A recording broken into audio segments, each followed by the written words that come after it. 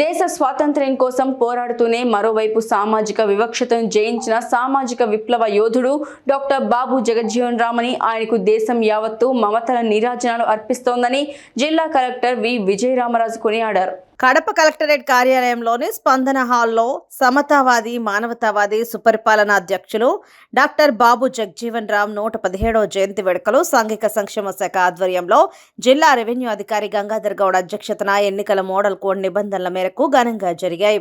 ఈ కార్యక్రమానికి ముఖ్య అతిథులుగా జిల్లా కలెక్టర్ విజయరామరాజుతో పాటు జేసీ గణేష్ కుమార్ హాజరయ్యారు. ఈ సందర్భంగా జిల్లా కలెక్టర్ విజయరామరాజు మాట్లాడుతూ ఈ రోజు మనం స్వేచ్ఛా వాతావరణంలో నిర్భయంగా ఇలా ఉత్సవ కార్యక్రమాలు నిర్వహించుకుంటున్నామంటే ఆదర్శనీయులు డాక్టర్ బాబు జగజ్జీవన్ రామ్ లాంటి మహనీయుల కృషి ఫలితమేనని గుర్తు చేశారు. స్వాతంత్ర్యం కోసం అణగారిన వర్గాల హక్కుల కోసం ఆలుపెరగని సమరం సాగించిన రాజకీయ సామాజిక విప్లవ యోధుడు బాబు జగజ్జీవన్ రామ్ అన్నారు. ఆనాడు ఆయన కష్టపడి చదవడం వల్లనే ప్రపంచ స్థాయిలో గుర్తింపు పొంది అందరికీ స్ఫూర్తిదాయకంగా నిలిచారన్నారు.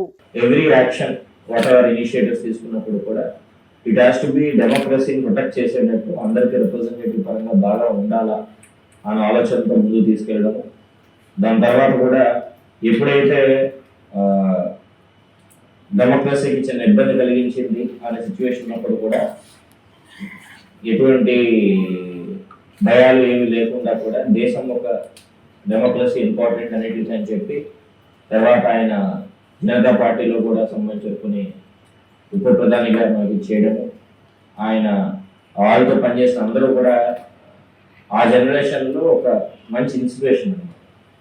ఇప్పుడు చాలా మంది పిల్లలు వచ్చారు అందులో. ఈరోజు